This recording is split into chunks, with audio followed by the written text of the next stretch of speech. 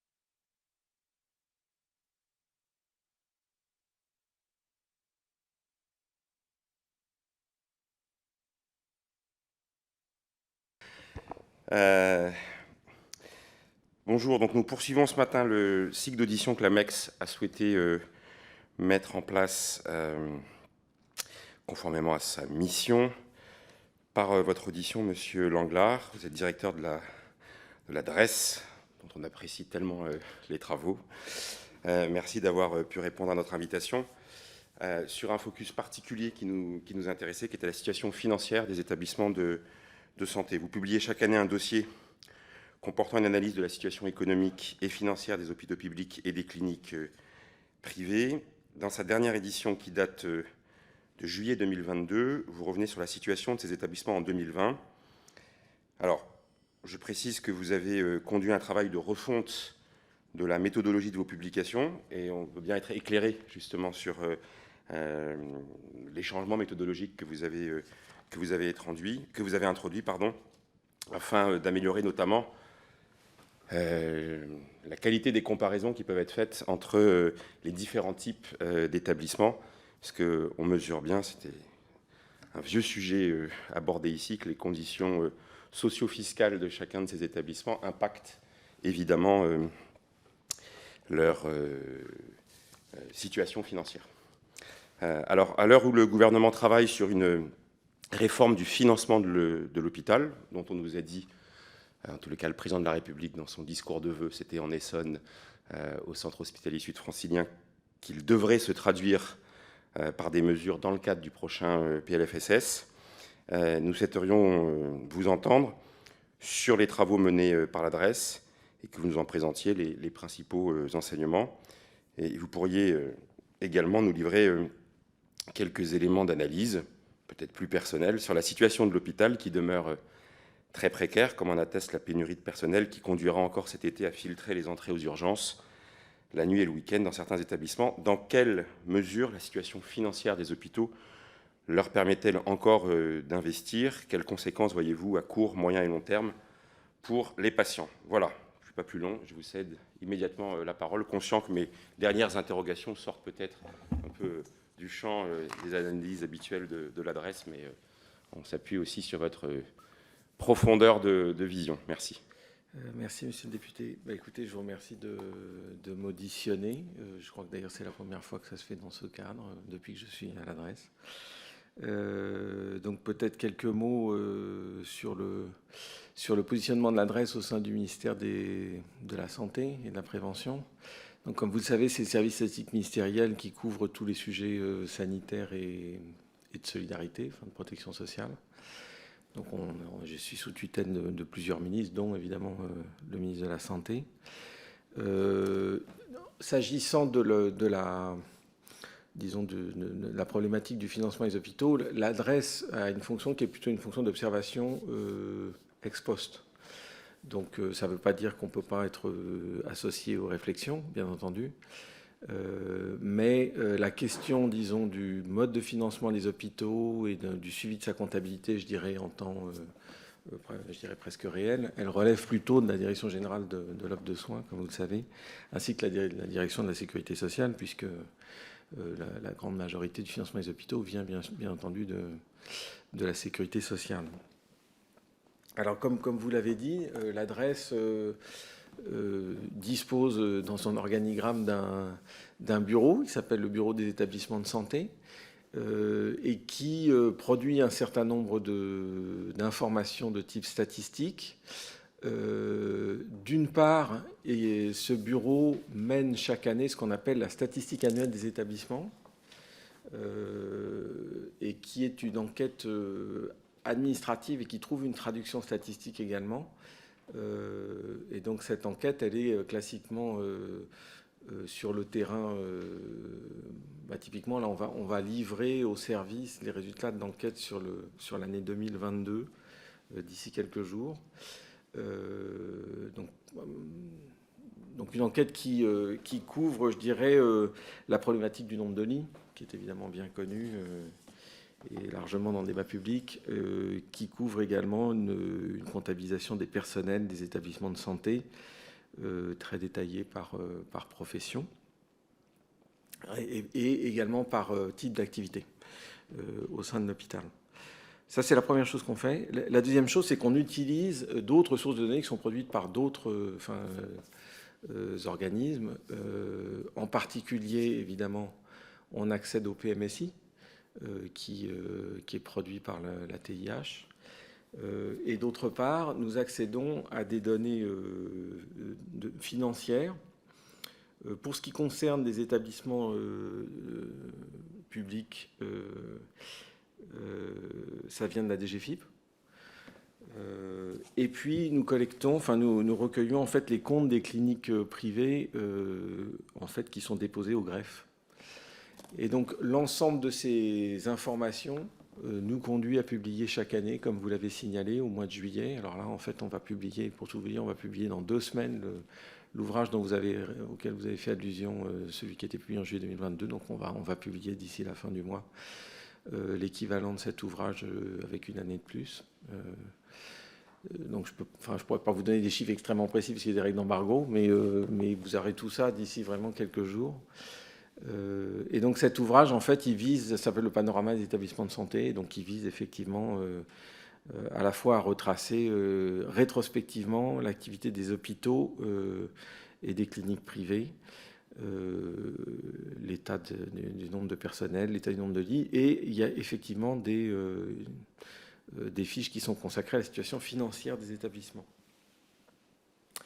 Vous avez également signalé, je crois que vous êtes un lecteur très attentif, que l'an passé, l'adresse, et c'est un travail très conséquent, a cherché à produire dans un INSEE méthode que j'ai ici, à remettre à plat, l'ensemble des sources et la façon dont on peut comparer le plus possible les comptes financiers à la fois des hôpitaux publics et des établissements de santé privés à but lucratif, ainsi que non lucratif. Et si j'essaye de résumer l'objectif, c'est qu'auparavant, le panorama dont je vous parlais comportait des fiches typiquement d'une part sur les hôpitaux publics et hôpitaux privés, mais produit des indicateurs qui n'étaient pas directement complètement comparables. Et donc les équipes ont fait un gros travail d'analyse pour voir comment essayer de rapprocher le plus possible un certain nombre d'indicateurs. Et je vous dis ça parce que ça concerne en particulier la thématique de l'endettement, sur laquelle je comprends que vous êtes intéressé, ainsi que la thématique de l'investissement, ou bien les résultats d'exploitation, par exemple.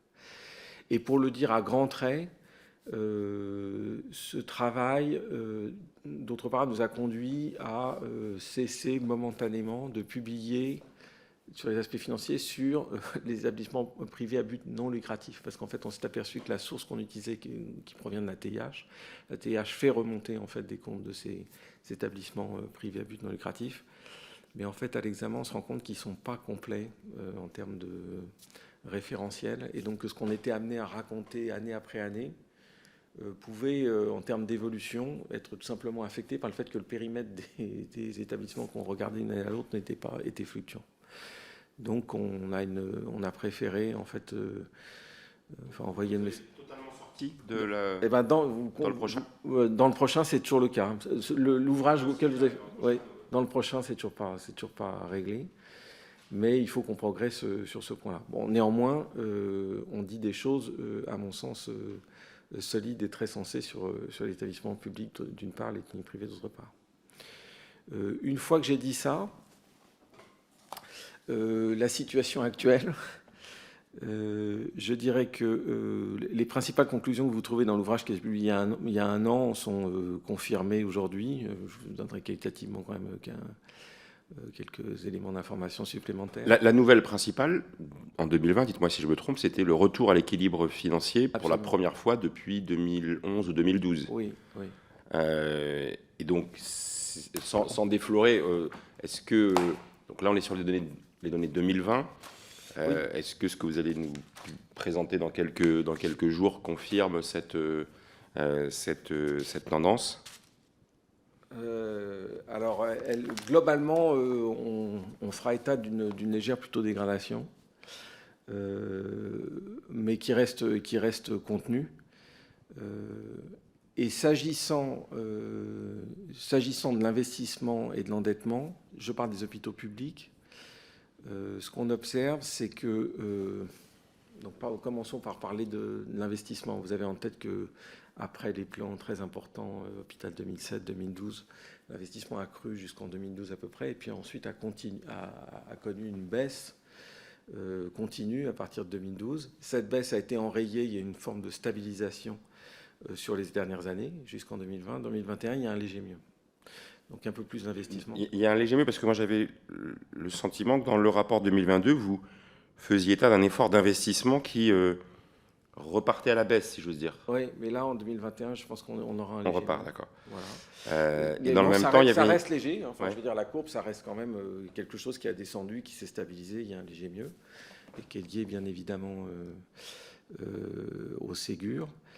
Et en termes d'endettement, là encore, vous savez que l'endettement des hôpitaux publics a cru très fortement dans la suite des plans hôpital 2007-2012. C'est stabilisé à partir du début des années 2010, à un niveau d'à peu près 30 milliards. Je parle en niveau. Et donc là, de ce point de vue-là, la stabilisation, je dirais, elle est à peu près conservée. Ce qu'on a l'habitude de regarder, et ce qui est détaillé d'ailleurs, et maintenant de façon plus homogène entre cliniques et hôpitaux publics, c'est des indicateurs, disons, de soutenabilité de l'endettement. Donc il y en a classiquement deux qu'on regarde. Il y a un indicateur qui s'appelle le ratio d'indépendance financière, qui ne porte pas complètement bien son nom, parce qu'en fait, ce qu'on appelle dans le jargon le ratio d'indépendance financière, c'est la part de l'endettement dans l'ensemble des capitaux longs. C'est-à-dire, pour le dire simple, c'est l'endettement sur les capitaux propres plus l'endettement.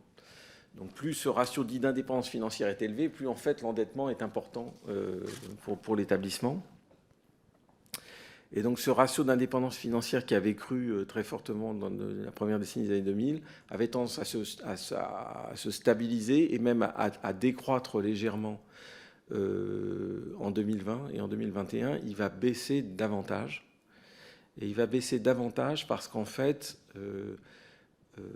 là encore, c'est lié à des mesures qui consistent à soutenir les hôpitaux qui ont été pris dans le cadre du Ségur.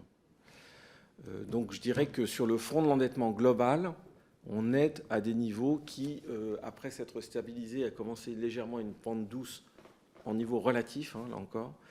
Donc en termes de ratio d'indépendance financière, la situation est plutôt en amélioration. Ça, c'est le premier point. Le deuxième point, c'est qu'on peut regarder le ratio de la dette sur les recettes. Et là, en fait, vous avez une courbe qui s'améliore depuis un peu plus longtemps. Et l'amélioration sera encore visible en 2021.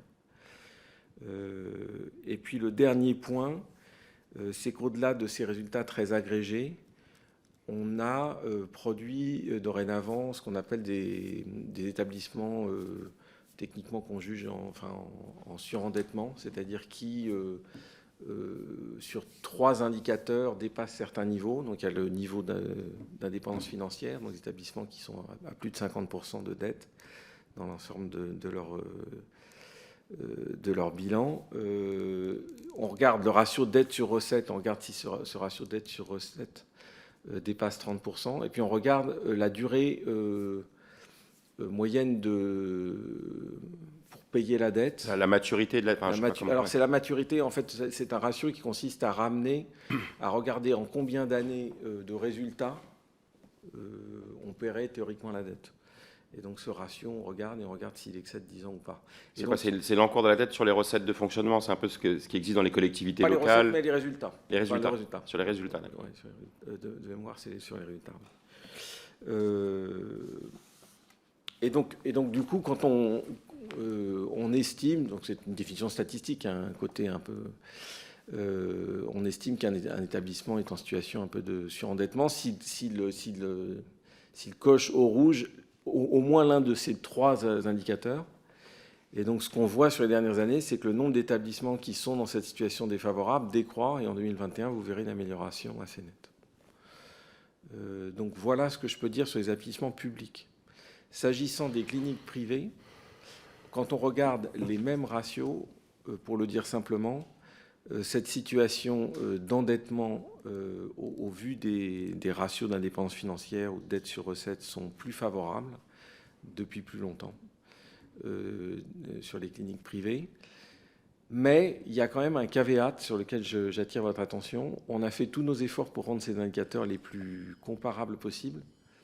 Mais il reste quand même une difficulté qui est propre au monde des cliniques privées, c'est que certaines cliniques privées ne sont pas indépendantes et font partie de groupes. Elles sont consolidées dans des groupes. Elles sont consolidées dans des groupes. Et lorsque, et ça peut arriver, nous, ce qu'on regarde, c'est vraiment les comptes des entités juridiques déposées au greffe. Mais lorsqu'éventuellement une clinique fait partie d'un groupe et qu'elle est rattachée à dans le groupe à une société qui, par exemple, gère l'endettement global du groupe ou les investissements immobiliers du groupe, il est possible qu'on ne capte pas complètement une partie d'investissement ou d'endettement implicitement porté relatif à la clinique parce que c'est remonté et ça ne se trouve pas, disons, dans des sociétés qui sont classées en termes d'activité comme des activités de soins. Donc ça veut dire qu'à la fois on produit ce qui nous semble le plus sensé et le plus comparable d'un point de vue comptable, mais on bute quand même sur cette petite difficulté, donc j'attire votre attention là-dessus. Comparaison ne vaut pas complètement raison. Voilà ce que je peux vous dire globalement. Alors, dans les indicateurs, quand on parlait d'investissement, vous alertez aussi, enfin, vous constatez un taux de vétusté des investissements qui continue d'augmenter. Oui. Alors ça renvoie au fait que, comptablement sur les hôpitaux publics, bien que je vous dis que c'est sur les toutes dernières années, il y a plutôt un léger mieux en termes d'investissement, depuis plusieurs années, quand on compare le niveau de cet investissement avec comptablement ce qui est mis en amortissement, en fait, le niveau d'investissement ne suit pas complètement, en termes de niveau, à couvrir les amortissements enregistrés par les hôpitaux. Et donc, ce qui se traduit ipso facto par cet indicateur dit de vétusté, qui renvoie au fait que, effectivement, l'investissement net reste globalement négatif, net de ces amortissements. Alors, mais juste pour bien comprendre, et puis comme tout ça est enregistré, oui. Comment vous définissez cet indicateur de vétusté? Alors, il me faut une anti-sèche, mais je l'ai là. Non, parce que voilà, comme dans le glossaire, tout Oui. est défini, mais pas l'indicateur de vétusté. Alors, il fallait que je vais j'aille le une petite replonger. seconde, mais je devrais être capable de le taux de vétusté des investissements. Voilà. C'est le montant des amortissements rapporté à la valeur brute des immobilisations. C'est ça. Le montant des amortissements rapporté à la valeur brute des immobilisations. D'accord. Et il est propre au public, parce que ce n'est pas les mêmes règles comptables pour le secteur privé. Ou en tous les cas, elles ne sont pas, ce que vous indiquez, suffisamment renseignées. Oui, vous avez Bon, raison. donc là, on a quelque chose d'un peu explosif, mais qu'on le voit, hein, c'est-à-dire des investissements qui sont repartis à la baisse, même si vous nous dites qu'en 2021, ils ont peut-être un petit peu remonté. Un taux de vétusté qui augmente pour un équilibre financier retrouvé, parce que ceci explique cela, non d'une certaine manière, ou pas? Est-ce que l'équilibre financier retrouvé s'explique pour partie par l'enquistage du taux de vétusté ou pas? En gros, ils ont amélioré la situation financière globalement, le redressement de la situation financière s'est traduit par le fait que, après avoir beaucoup investi, cet investissement a encore en niveau, je le rappelle, baissé dans les années 2010. Mais ce niveau d'investissement, encore une fois, aujourd'hui ne baisse plus. D'accord. Mais il est à un niveau tel que le taux de vétusté, tel que on le définit comme ça, continue à progresser un peu. Alors, donc là, on est sur des données macro, évidemment. Oui. Est-ce que ça vous permet d'identifier, avec les 3 indicateurs, indépendance financière, dette sur recette supérieure à 30%, la durée de remboursement et le taux de vétusté, est-ce que ça vous fait la liste noire, j'aime pas le terme, mais des CH et des CHU pour lesquels, là, on est dans le dur? On les connaît, hein, par ailleurs, mais... Alors, là, il y a peut-être une précision à apporter. C'est que l'adresse reste, en l'occurrence, sur ces données-là, fait de la statistique publique. Et donc, de ce point de vue-là, nous ne donnons pas de données établissement par établissement. Ça relève de la DSS et de la DGOS. Donc, ce que vous trouverez, c'est typiquement, par exemple, ce dont je vous ai parlé, la proportion d'établissements publics en situation de surendettement, au vu des 3 indicateurs dont je vous ai parlé. On on se permet de faire un peu de détails entre les gros établissements et les petits, avec des critères de niveau de recettes, quoi. Mais si vous voulez, disons, une granularité fine et aller jusqu'au niveau des établissements, c'est pas l'adresse qu'il faut s'adresser. Ouais. Ce qui renvoie à un autre sujet que j'évoquerai si j'ai le temps dans les conclusions. On va y venir sur les investissements. Sur l'encours de la dette, donc 2020, autour de 30 milliards d'euros. Oui. De ce point de vue-là, enfin, même si évidemment les variations sont importantes, mais le niveau de 30, il est à peu près stable sur maintenant des années. Hein. Voilà, donc elle n'a pas progressé, elle ne s'est pas résorbée. Par contre, c'est la nature du portage, on va en parler, qui a... Voilà.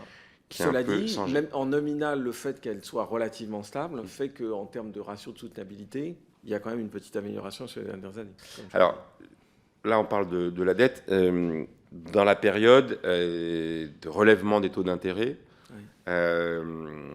Et d'ailleurs, je crois que dans le dossier, vous évoquez la problématique du paiement des intérêts d'emprunt qui pèsent sur les établissements de santé. Oui. C'est quoi le poids de cette composante dans la structure financière, dans les comptes des établissements? Et est-ce que alors, je ne sais pas si vous l'avez déjà vu là, parce que non, le rebond inflationniste n'avait pas démarré en 2021. Mais qu'est-ce qu'on peut imaginer de la structure? Nous, on a regardé sur la dette de l'État, notamment celle des OAT qui était indexée sur l'inflation. Est-ce qu'il y a ces emprunts, je ne sais pas comment les qualifier, ils ne sont pas toxiques au sens de ce qu'on a connu dans le passé, mais ils sont inflammables si indexés sur l'inflation? Est-ce que c'est une problématique Alors là, existante? À ma connaissance, non, Ouais. mais je n'exclus pas de ne pas être complètement au clair sur ce sujet. Mais à ma connaissance, effectivement, comme vous le rappelez, il y a quelques années, il y avait eu ces fameux emprunts toxiques, mais le sujet a été réglé. Et donc, je n'ai pas en tête que, contrairement à ce qui s'est passé sur le budget de l'État, une large partie de cette dette soit indexée sur l'inflation. Donc, de ce point de vue-là, même si je rappelle ce qu'on va publier concernant l'année 2021. Donc on est avant le rebond inflationniste. Donc là encore, je pense que Et la hausse des taux. la DSS ou la SGE serait plus à même de vous répondre plus précisément que moi. Mais je ne m'attends pas, en tout cas, à ce que la remontée des taux d'intérêt soit aussi visible sur le compte des hôpitaux qu'il ne peut l'être sur le compte de l'État. Alors, dès l'année dernière, vous faisiez référence au dispositif de garantie de financement dans le cadre de la crise, ce qui a permis d'augmenter les recettes des établissements. Dans le débat qu'on a eu sur le PLFSS 2023, il y a eu un mécanisme de sécurisation budgétaire pour les hôpitaux publics qui a été introduit dans le texte par le gouvernement, par amendement d'ailleurs, je crois. Est-ce que vous avez, vous, des données sur le coût de ces dispositifs? Pas à ma disposition, non. En tout cas, en fait, je vais pas précisément. Ce que je sais, c'est que ces coûts de dispositifs sont appelés, disons, à s'éteindre à l'occasion de cette réflexion autour de la refonte du financement des établissements. Et sur cette question-là, puisque vous m'avez interrogé dans votre propos liminaire, l'adresse travaille peu en fait sur ce sujet. C'est vraiment un sujet qui est travaillé côté DSS et des GOS. Donc je ne dis pas que je n'entends pas parler. Enfin, je peux participer à des réunions dans lesquelles j'entends parler, mais l'adresse n'est pas saisie de ce dossier. Ok. Alors venons-en aux effets du. Donc là, c'est aussi un peu, non pas tellement en prospective, mais en suivi. Le Ségur de la santé a permis d'annoncer 19 milliards d'euros d'investissements nouveaux dans les établissements, dont la déclinaison était 13 milliards repris par la dette des établissements par la CADES et 6 milliards fléchés pour les investissements du quotidien. Là, c'est le parlementaire qui vous parle, mais je comprends que vous... parce qu'en fait, nous, on n'arrive pas à savoir quel est le fléchage à la fois de la reprise par la CADES et surtout le fléchage de ces investissements du quotidien. Vous voulez dire c'est le fléchage, c'est-à-dire vis-à-vis de quels établissements, c'est ça? Vis-à-vis de quels établissements? Donc là, j'ai compris, vous faites de la statistique publique, donc vous, c'est pas ce que vous regardez. Mais est-ce qu'au moins, vous pouvez regarder que puisque c'est le PLFSS 2021, puisqu'on est post-Covid, qui procède à cette affectation. Est-ce que vous avez une visibilité sur son effet et la macro, voilà, et la manière dont c'est Alors, ce étalé que dans je le vous temps? dis, c'est qu'effectivement, sur 2021, comme je vous l'ai expliqué, on voit une amélioration plus nette, typiquement, du ratio d'indépendance financière. Que vous corrélez avec le Ségur et Clairement. avec... Oui, clairement. Je pense qu'il y a une amélioration de ce point de vue-là. Et donc, il y a une partie de l'opération de reprise de dette qui est intervenue en 2021. Une partie. Puisque, encore une fois, on voit à la fois, comme je vous l'ai dit, en 2021, plutôt d'un point de vue des résultats financiers, une légère dégradation. On voit un investissement qui est plutôt à la hausse. Et néanmoins, on voit, en termes d'endettement, on ne voit pas une progression forte de l'endettement. Alors, en nominal, il peut progresser un peu, mais en relatif, encore une fois, les indicateurs sont plutôt meilleurs. Et donc, moi, je le réconcilie comme ça. Par le fait qu'il y a effectivement un soutien extérieur qui a été apporté. Et donc, pour ceux des établissements qui étaient en situation de surendettement, en tous les cas, quand l'indépendance financière est très dégradée, plus de 50%, ou eh ben, le fait qu'en 2021, on va observer que la part d'établissements qui sont qualifiés d'être en situation de surendettement décroît, est, à mon avis, directement lié effectivement à ces premiers. Mais la question, c'est donc là, on a allégé leur surendettement. Ça ne veut pas dire que ça leur a dégagé des marges de manœuvre pour investir. Alors, encore une fois, on est sur les données agrégées. Sur les données agrégées, vous verrez une amélioration de l'investissement en 2021. Ouais. Après, il faut savoir où ça se passe. Oui, en fait, non, mais la question, c'est les comportements micro. Bien sûr, bien sûr. Je comprends. Voilà, je comprends.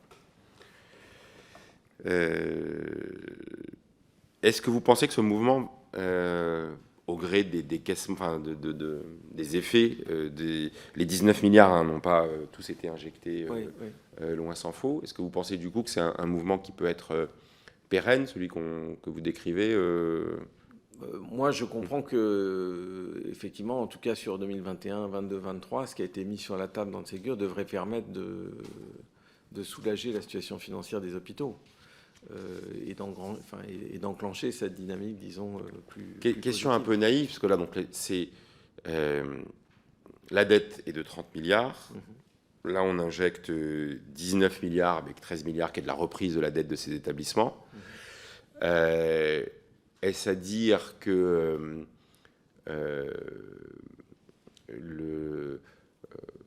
non, oui, la question que je voulais compléter. Les 30 milliards, c'est la dette des établissements publics uniquement. Oui, absolument. Vous avez une donnée agrégée sur la dette des établissements privés où les règles qu'on évoquait le rendent compliqué? Oui, c'est bien sûr, on l'a. Et même suite au travail de méthodologie, on a même amélioré leur comparabilité. Et donc c'est ce que je vous disais. Attendez, je me demande 2 petites secondes.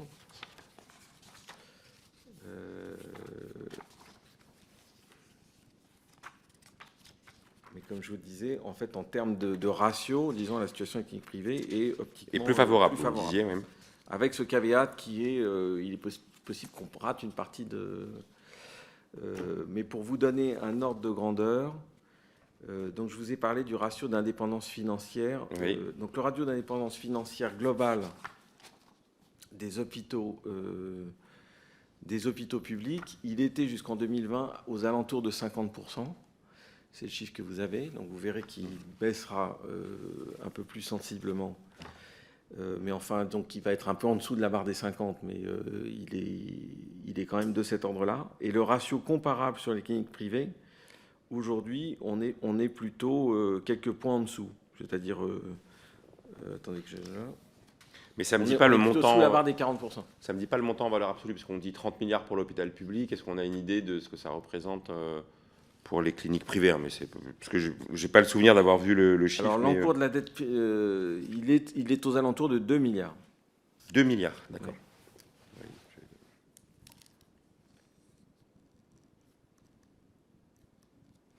Donc on ne parle pas du tout, évidemment, de la... On ne parle pas du tout mais encore une fois... Hors privé non lucratif. Hors privé non lucratif.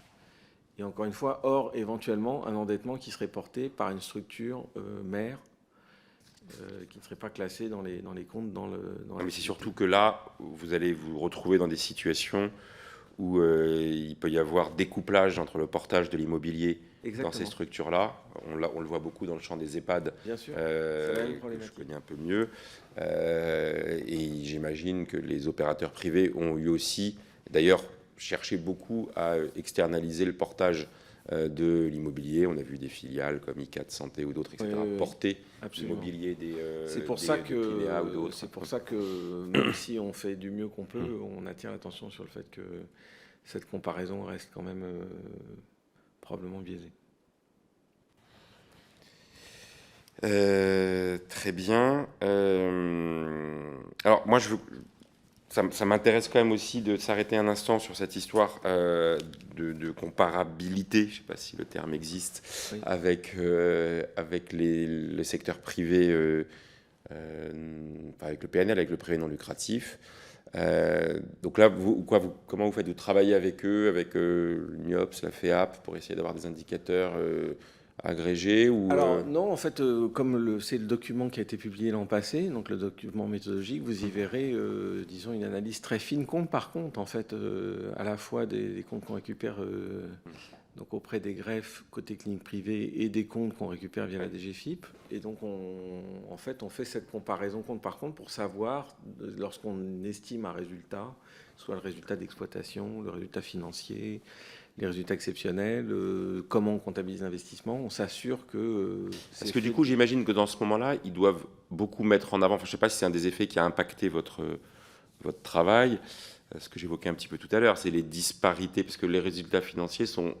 Enfin, les niveaux d'endettement sont liés au résultat qui lui-même est partie des conditions, je redis, socio-fiscales, taxes sur les salaires, CITS, enfin bon, voilà, toutes les différences qui ont toujours eu beaucoup de mal à être objectivées et l'impact sur les établissements, quoi. Oui, oui. Alors, enfin, effectivement, les règles et les charges auxquelles sont assujettis les deux types d'établissements ne sont pas forcément les mêmes, comme vous le rappelez.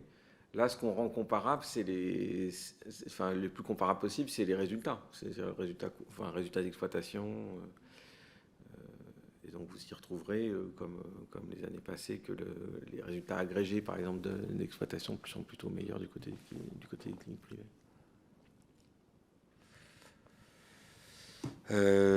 Très bien.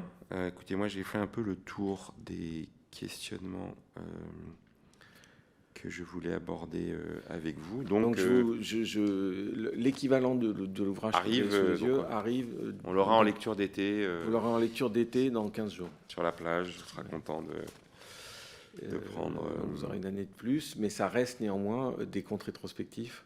Et donc là encore, dans le cadre de vos travaux, évidemment, j'imagine bien que vous parlerez à la DGOS et à la DSS qui sont...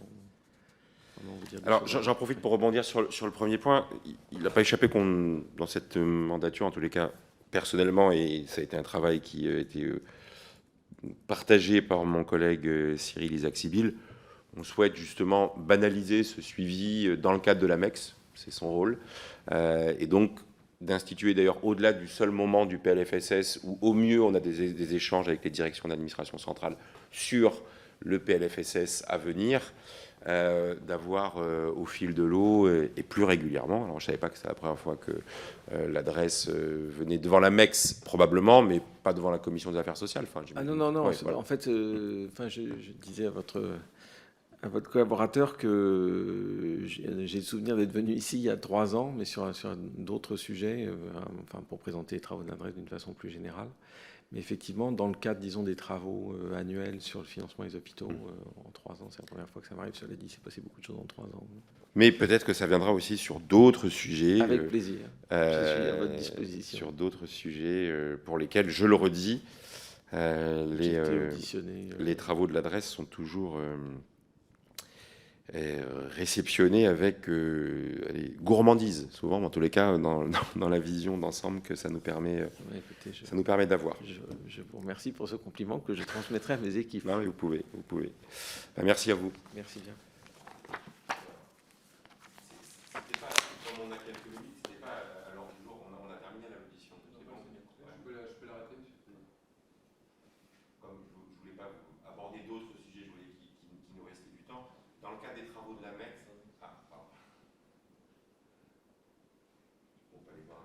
Oui, avec plaisir. Avec plaisir. Avec plaisir.